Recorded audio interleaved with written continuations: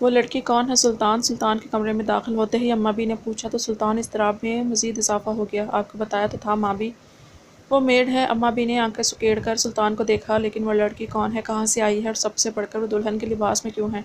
मुझे सब बताओ सुल्तान, मुझे बेचैनी हो रही है बहुत। सुल्तान ने गहरा सांस लिया और लड़की से निकाह करने वाली बात को निकाल कर अम्मा भी को हर बात बता दी। इसकी बात सुनकर अम्मा भी के चेहरे पर एक इत्मीनान और सुकून आया। तुमने बहुत अच्छा किया सुल्तान कि इस बच्ची को अपने साथ ले आई और इसे घटिया शख्स के चुंगल से छुड़ा लिया। अम्मा भी के इशारे से पास बुलाने पर सुल्तान इनके करीब जाकर इनके कदमों में घुटनों के बल बैठ गया। तुम क्या मान हो सुल्तान, और मुझसे बढ़कर अपनी माँ का, क्योंकि हम जानते हो कि अर्शमान गुस्से या जज्बात में कोई गलत फैसला ले सकता है, किसी को तकलीफ पहुँचा सकता है, लेकिन सुल्तान ऐसा कभी नहीं कर सकता।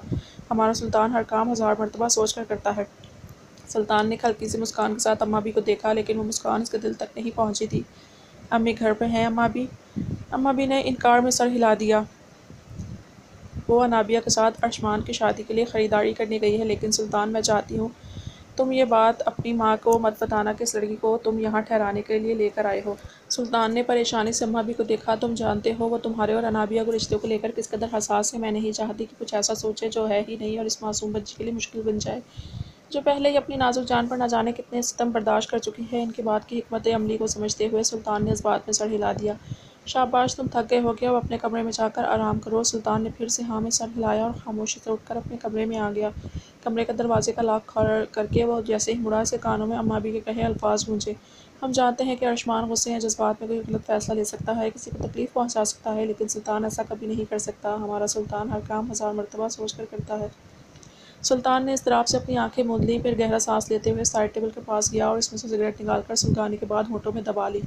वो खुद समझ नहीं पा रहा था कि आम सी बात को भी हर पहलू से 1000 मरतबा सोचकर फैसला करने वाले सुल्तान ने इतना बड़ा फैसला लेने से पहले एक बार भी क्यों नहीं सोचा। इसने ये क्यों नहीं सोचा इस फैसले से दुश्वारियाँ किस कदर बढ़ जाएंगी। इसे अनाबिया का ख्याल क्यों नहीं आया जो 14 साल की उम्र से इसके साथ मंसूब थी। सबसे बढ़कर इसे अपनी माँ का ख्याल क्यों नहीं आया जिनका हर फैसला सुल्तान के लिए पत्थर की लकीर होता था। सुल्तान इस लड़की की मदद तो कर चुका था, लेकिन अब इसे हर चीज़ बर्बाद होते हुए नजर आ रही थी, और इस बर्बादी में एक चीज़ जो सुल्तान बर्दाश्त नहीं कर सकता था वो थी इसकी माँ के आंसू। बेड पर लेट के कितने ही सिगरेट फूंकने के बाद सुल्तान इसी नतीजे पर पहुंचा था कि फ़िलहाल इस लड़की और सुल्तान के रिश्ते की किसी को खबर न हो। इस लड़की का ख्याल जहन में आते ही लाल शरारे और घूंघट में छुपा वजूद सुल्तान की आंखों के सामने लहराया तो इसे एहसास हुआ कि जिसे अपने साथ एक बंधन में बांध चुका है वो उसके बारे में इसके नाम के सिवा कुछ भी नहीं जानता। यहाँ तक कि सुल्तान ने तो इसका चेहरा भी नहीं देखा, तो वो इसे पहचानेगा कैसे? अलमारी के सामने खड़े होकर वो अपने लिए कपड़े को देख रही थी। आखिरकार हाथ में एक शॉर्ट फ्रॉक की जानिब गया जो स्लीवलेस और बहुत ही खूबसूरत था। आज के बाद तो मुझे ऐसे कपड़ों में नजर आई तो अच्छा नहीं होगा। अर्शमान की बात याद आने पर लीज़ा के माथे पर बल आए। समझता क्या है खुद को, मेरे जो दिल में आएगा करूँगी, जो दिल करेगा पहनूंगी, मुझे मेरी मर्जी करने से कोई रोक नहीं सकता। लीज़ा दांत पीसते हुए बड़बड़ाई और कपड़े पकड़कर वॉशरूम में घुस गई। कपड़े चेंज करने के बाद इसने मुस्कुराते हुए आईने में अपना जायज़ा लिया। इस गुलाबी फ्रॉक में इसका सफ़ेद बाजू और टांगें साफ झलक रही थी। बालों को खुला छोड़ते हुए इसने होठों पर ग्लव्स लगाया और दरवाज़ा खटकने की आवाज़ पर लीज़ा ने गहरा सांस लिया। यस लीज़ा बेटा, नीचे सब हमारा खाने पर वेट कर रहे हैं। शाहिद की आवाज़ पर लीज़ा ने अपनी आंखें घुमाई। आप चलें, मैं आ रही हूँ।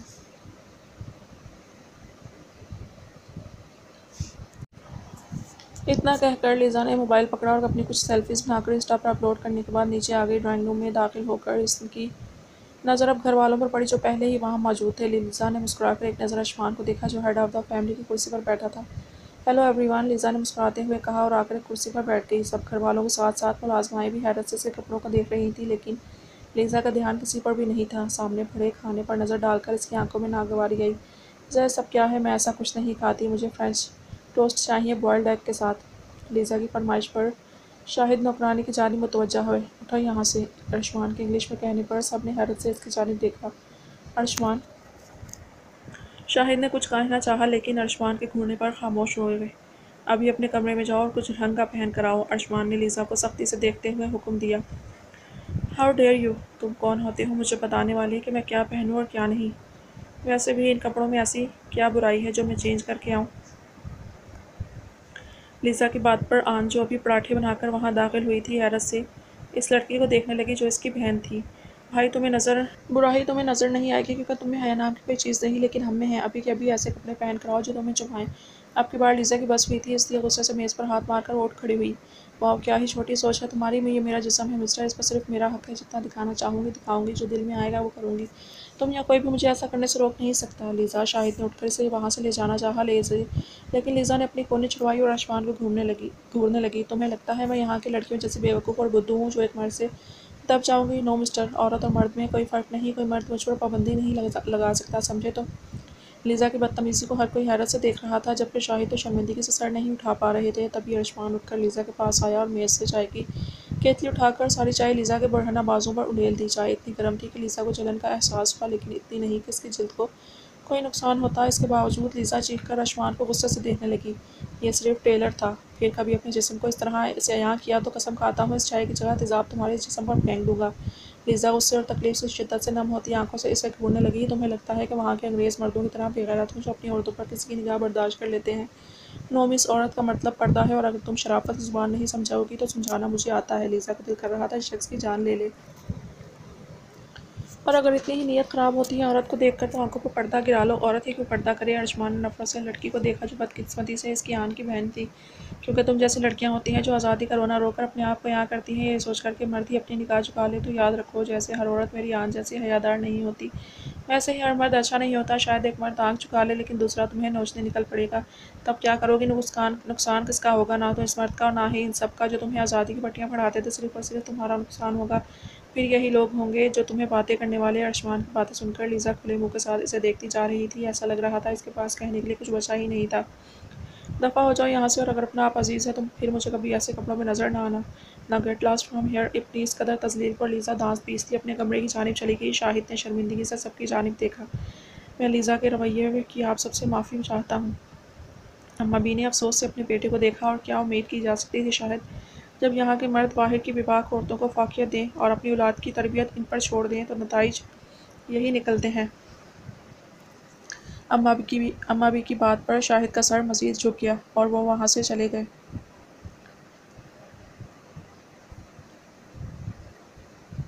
अल्लाह माफ़ करे, क्या बेहया लड़की है। शुक्र है आन इस जैसी बिल्कुल नहीं सोचती हूँ। अगर आन इनकी जगह मेरी बहू ये बन जाती तो अम्मी। फ़रहीन जो अपनी ही धुन में बोलती जा रही थी, अर्शमान के टोकने पर हैरत से इसे देखने लगी। आज के बाद अल्फाज फिर कभी अपनी ज़ुबान पर मत लाए, मेरी आन की जगह कोई नहीं ले सकता। अर्शमान की आवाज़ में माँ की अकीदत के साथ साथ वार्निंग महसूस करके फ़रहीन बेगम हल्का सा हंस दी। नहीं बेटा, मैं तो बस ऐसा सोच रही थी, कभी ख्याल भी मत लाइएगा अम्मी, क्योंकि ये बात ख्याल में भी गवारा नहीं करूँगा। फ़रहीन ने इस बात में सर हिलाया, लेकिन अर्शमान की इस मोहब्बत पर वो अंदर ही अंदर जल कर रह गई थी। ए लड़की उठो, यहाँ सोने के लिए आई हो? लड़की उठो। किसी के चिल्लाने और झंझोड़ने की आवाज़ पर कनीज़ की आंख खुली तो हक्की बक्की सी अपने सामने मौजूद औरत को देखने लगी जो इससे बुरी तरह घूर रही थी। कनीज़ को याद आया कि कल यही औरत इसे एक कमरे में लेकर आई थी। कनीज़ इस छोटे और मैले से कमरे को देखकर हैरान हुई थी कि इसकी सुल्तान का कमरा कैसे हो सकता था। वो इतना शाहाना मर्द यहाँ कैसे रह सकता था? इसी ख्याल के तहत कनीज़ ने फ़ौरन वो कमरा अच्छी तरह से साफ़ किया और फिर वहाँ मौजूद चारपाई पर बैठकर सुल्तान का इंतज़ार करने लगी। दिल इसको एक झलक देखने के ख्याल से ही बहुत ज़ोर से धड़क रहा था। क्या होता अगर वो सुल्तान को अच्छी ना लगती? क्या होता वो कोई ऐसी गलती कर देती जिससे सुल्तान नाराज़ हो जाता? यह ख्याल ही इस मासूम के लिए इतना डरावना था कि वो इसकी पलकें नम हो गईं। वो खुद नहीं जानती थी कि सुल्तान का इंतज़ार करते करते किस वक्त सो गई। जी खाला, कोई काम था आपको? कनीज़ का ध्यान फिर से इस घूरती हुई औरत पर गया तो घबरा कर पूछने लगी। खाला, इतनी बूढ़ी नहीं, मैं सिर्फ 25 साल की हूँ, तो मुझे रास्ताबाजी कहकर बुला लिया करना। कनीज़ ने हैरत से इस औरत को देखा जो 40 साल से तो किसी तौर कम नहीं लग रही थी, लेकिन फिर भी इसने अच्छी लड़की की तरह हाँ में सर हिला दिया। यहाँ चारपाई तोड़ने नहीं आई जो अभी तक सो रही है। हज़ार काम पड़े हैं हवेली के, उठ और कमर बांध ले। जी। कनीज़ ने हैरत से इस औरत को देखा कि यहाँ की औरतें शादी के पहले ही दिन काम करने लग जाती थी, क्योंकि इनके गांव में तो औरत शादी के बाद कम से कम एक हफ्ता काम को हाथ तक नहीं लगाती थी। क्या जी खुद को कहीं की महारानी समझा है क्या? उठ और सफाइयाँ कर साफ। लेकिन मैं तो साईं जी की मेड हूँ, कनीज़ ने घबराते हुए कहा। कौन से साईं जी? राजदा ने कमर पर हाथ रखते हुए पूछा। वो जिनके साथ मैं कल आई थी, मेरे साईं जी। मैं इनका नाम कैसे लूँ भला? ये बात कहते हुए कनीज़ के खूबसूरत रुखसार गुलाबी हो गए और राजदा ने गहरा सांस लिया। सुल्तान साहब ने ही तुझे मेरे हवाले किया है लड़की, ताकि मैं तुझे हर काम बता दूँ। अब मेड हो के बिस्तर तो नहीं तोड़ेगी ना?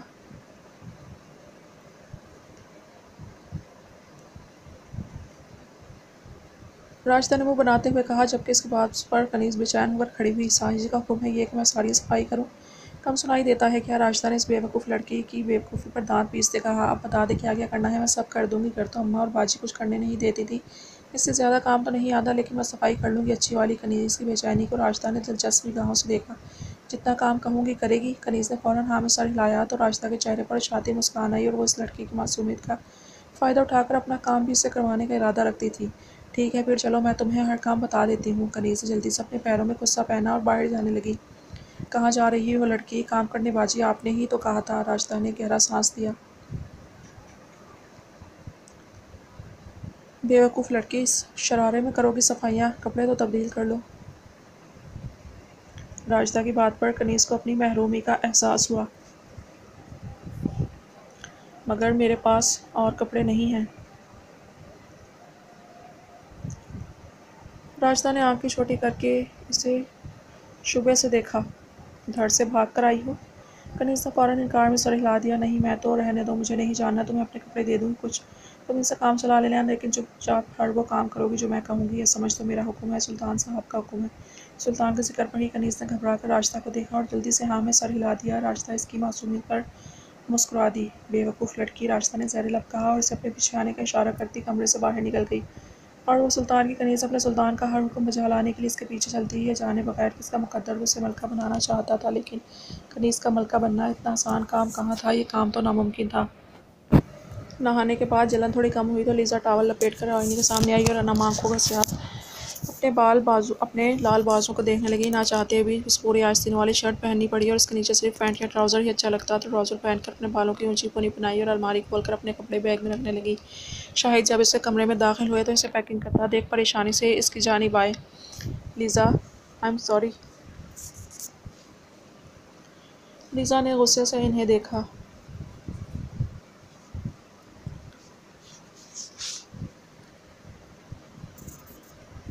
आपसे मैंने कहा था ना, यहाँ मुझ पर कोई पाबंदी नहीं लगाएगा, और देखिए यहाँ मेरे साथ क्या सलूक हो रहा है। लीज़ा, तुम ज़रा ठंडे दिमाग से काम लो बेटा। इसे गुस्से में गुस्सा, डैड मेरा दिल कर रहा है इसकी जान ले लूँ, सिर्फ आपका ख्याल है, वरना पुलिस को बुलाकर इस पर फिजिकल अब्यूज़ का केस कर चुकी होती। शाहिद ने गहरा सांस लिया और इसे कंधों से थाम कर इसका रुख अपनी जानिब किया। आयुष्मान की तरफ से मैं माफ़ी मांगता हूँ बेटा, लेकिन प्लीज़ यहाँ से मत जाओ।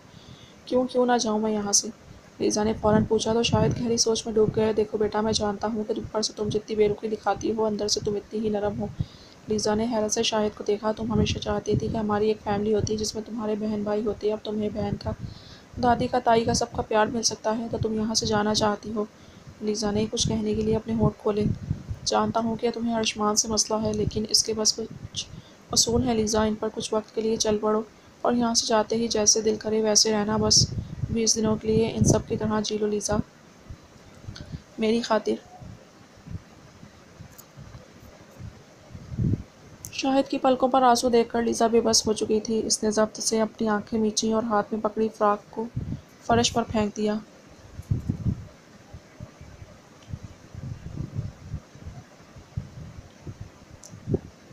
ठीक है डैड, लेकिन सिर्फ आपकी खातिर। शाहिद लीज़ा की बात पर मुस्कुराए, लेकिन लीज़ा को अपना हैंड बैग पकड़ता देख फिर से परेशान हो गए। कहाँ जा रही हो? फ़िलहाल यहाँ से दूर, प्लीज़ डैड।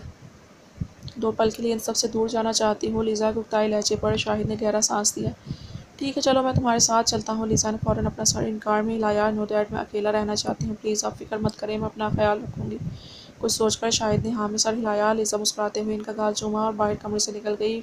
बाहर आने पर इसने पोर्च में खड़ी गाड़ियों पर निगाह दौड़ाई तो इसकी निगाह एक काली प्राडो पर ठहर सी गई। लीज़ा ने मुस्कुराते हुए इस शानदार गाड़ी को देखा और फिर वहाँ खड़े ड्राइवर के पास आई। मुझे इस गाड़ी की चाबी दो। लीज़ा के इंग्लिश में कहने पर इस आदमी ने परेशानी से दूसरे आदमी को देखा। माफ़ करिएगा मैडम, लेकिन ये अरशमान साहब की पसंदीदा गाड़ी है, ये किसी को चलाने नहीं देते और आप कोई और गाड़ी ले लें। इस आदमी ने अटकते हुए टूटी फूटी इंग्लिश में कहा, जबकि इसकी बात पर लीज़ा शान से मुस्कुरा दी। मुझे इसी गाड़ी की चाबी चाहिए, मुझे इसी वक्त चाबी दो, लीज़ा ने हुक्म देते हुए कहा।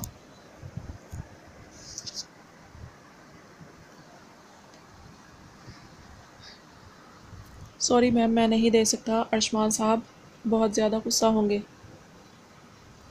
लीज़ा अपनी आंखें सुकेड़ कर इस आदमी के करीब हो गई। और सोचो तब तुम्हारा क्या हाल होगा कि अगर मैंने ये सबसे कहा कि तुमने मुझे छुआ है, तब तुम्हारे वो अरशमान साहब और बाकी घर वाले तुम्हारा क्या हाल करेंगे। लीज़ा की तरकीब कारआमद साबित हुई और वो आदमी अब पुरखौफ निगाहों से इसे देख रहा था। शराफत से चाबी दो वरना मेरी एक चीख और तुम काम से गए। लीज़ा ने अपना नाजुक हाथ इसके आगे किया और इस आदमी ने कांपते हाथों से लीज़ा के हाथ पर चाबी रख दी। लीज़ा ने मुस्कुराते हुए एक बटन दबाकर गाड़ी अनलॉक की और गाड़ी में बैठ गई। अर्शमान मलिक की फेवरेट गाड़ी, अब ये गाड़ी किसी की फेवरेट रहने के काबिल ही नहीं रहेगी। इतना कहकर लीज़ा ने आदमी को गेट खोलने का इशारा किया और गाड़ी भगाकर हवेली से बाहर निकल आई। थोड़ी दूर जाने पर उसे एक कच्चा रास्ता नजर आया तो खूबसूरत होठों पर शरीर से मुस्कान आई। इसने गाड़ी को कच्चे रास्ते पर डाला और मिट्टी उड़ाते हुए पूरी रफ्तार से गाड़ी चलाने लगी। वह गाड़ी को ख़राब करने के लिए कितनी ही बार इसे साइडों से दरख्तों के साथ लगाकर छील चुकी थी। एक मोड़ आने पर लीज़ा ने शार्प टर्न लिया, लेकिन अचानक ही सामने से एक बच्चा और औरत आते नजर आए। इन्हें इतना करीब देखकर लीज़ा के हाथ पैर फूल गए। अगर वो ब्रेक ना लगाती तो भी गाड़ी इनसे टकरा जाती। इसलिए लीज़ा ने जल्दी से गाड़ी को दूसरी जानिब मोड़ा और एक दरख्त में गाड़ी ठोक दी, लेकिन इसके बावजूद गाड़ी की साइड इस माँ बेटे को लगी और वो दोनों ज़मीन पर गिर गए। गाड़ी दरख्त से टकराने की वजह से लीज़ा का अपना माथा स्टीयरिंग व्हील से टकराकर जख्मी हो गया, लेकिन लीज़ा नज़रअंदाज करती गाड़ी से निकली और जल्दी से उस औरत के पास गई जो अपने बच्चे को टटोल कर देख रही थी। ओ माय गॉड, आप दोनों ठीक तो हैं? ज़्यादा चोट तो नहीं आई? लीज़ा के इंग्लिश में बात करने पर दोनों माँ बेटा नासमझी से इसे देखने लगे। प्लीज़ मुझे बताएं कि आप ठीक हैं? लीज़ा ने बच्चे के बाजू को पकड़कर देखते हुए कहा। देखने में तो दोनों ही ठीक लग रहे थे। और लगदी लाहौर दिया जिस हिसाब नल तक दिया। बच्चे ने लीज़ा को देखते ही गाना गुनगुनाया तो लीज़ा हैरत से इसे देखने लगी। जो बमुश्किल 6 या 7 साल का था। मुझे समझ नहीं आ रहा तुम क्या कह रहे हो। तुम ठीक हो ना? लीज़ा ने फिर से पूछा तो बच्चा इसे ऐसे देखने लगा जैसे वो परिस्तान की परी हो। बच्चे ने फिर एक पंजाबी गाना गुनगुनाया तो लीज़ा ने इस तरफ से पूछा। बच्चे की माँ को देखा जो अपने बच्चे की बात पर हंस रही थी। क्या हुआ है यहाँ? एक रोबदार आवाज़ पर तीनों का ध्यान एक आदमी पर गया। घनी मूंछ और हल्की सी दाढ़ी वाला वो खूबसूरत सा शख्स सफ़ेद शलवार कमीज में मलबूस वहाँ खड़ा इन्हें घूर रहा था। लीज़ा ने कुछ कहने के लिए अपने होंठ खोले, लेकिन तभी इसके कानों में किसी के रोने की आवाज़ पड़ी तो लीज़ा ने हैरत से इस औरत को देखने लगी जो धड़े मार मार कर रो रही थी। हाय मार दिया चौधरी जी, मेरी टांग तोड़ दी। हाय सीधा हम लाकर गाड़ी मार दी, मेरी टांग टूट गई। लीज़ा हैरत से आंखें फाड़े इस औरत को देखने लगी जो 1 मिनट पहले तो हंस रही थी और अब इस शख्स को देखकर ऐसे रो रही थी जैसे मर गई हो। फिर लीज़ा की नज़र बच्चे पर पड़ी तो हैरत में मज़ीद इजाफा हो गया, क्योंकि कुछ देर पहले गाना गाने वाला बच्चा बेहोश हो चुका था। ओ गॉड, ये दोनों झूठ बोल रहे हैं, इन्हें कुछ नहीं हुआ, अभी दोनों ठीक थे सर। लीज़ा हड़बड़ा कर उठते हुए आज़म के सामने आई और घबरा कर कहने लगी। आज़म ने नासमझी से साथ खड़े गुलाम को देखा। प्लीज़ पुलिस को मत बुलाइएगा, ये दोनों बिल्कुल ठीक हैं, आप चाहें तो इनका चेकअप करवा लें प्लीज़, मुझे जेल नहीं जाना। लीज़ा ने फिर से जल्दी से कहा। उर्दू बोलते शर्म आती है लड़की, जो यूँ मुँह टेढ़ा करके अंग्रेज़ी बोलना बंद करो पहले। आज़म के ऐसा कहने पर लीज़ा ने नासमझी से इन्हें देखा, लेकिन उर्दू लफ्ज़ को समझ चुकी थी।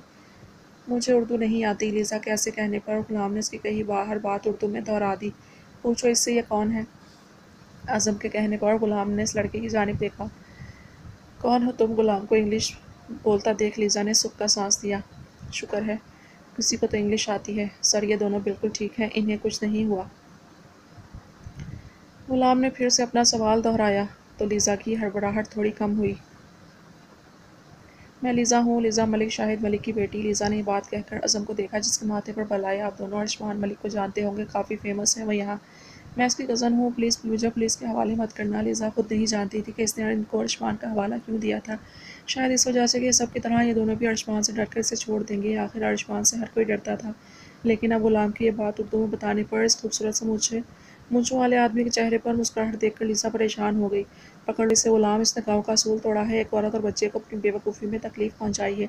अर्शमान को खबर कर दो कि इसके चचाजाद हमारे पास जुर्म में कैद है और मलकों को कि इस विलायती चूज़ी का फ़ैसला कल जिरगे में होगा। लीज़ा को इसकी बात समझ में तो नहीं आई, लेकिन गुलाम को अपनी पोनी पकड़ता देख वो सच में परेशान थी कि इसने क्या गलत कह दिया।